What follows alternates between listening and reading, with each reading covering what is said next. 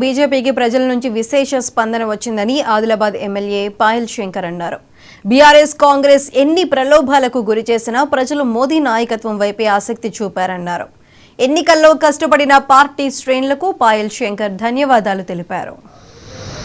ఈరోజు ఇందాక చెప్పినట్టుగా ఎన్ని ప్రలోభాలకి చేసినా కూడా నీతి నిజాయితీ ఎక్కడ ఉంటుందో అదే మాదిరిగా అక్కడ శాంతి సౌభాగ్యం ఎక్కడ ఉంటుందో అభివృద్ధి కార్యక్రమాలు జరుగుతాయి అని చెప్పేసి ఆశించినటువంటి ఓటర్లకి ప్రజలకు కూడా భారతీయ జనతా పార్టీ ప్రభుత్వం అదే మాదిరిగా ముందు ఈ జిల్లా ప్రజల యొక్క ఆశయాల్ని వమ్ము చేయకుండా భారతీయ జనతా పార్టీ ప్రధాని నరేంద్ర మోడీ గారి నాయకత్వంలో వాటిని వమ్ము చేయకుండా పనిచేస్తామని చెప్పేసి సందర్భంగా నేను గుర్తు చేస్తూ మరొక్కసారి పార్టీ విజయానికి పనిచేసినటువంటి నాయకులకి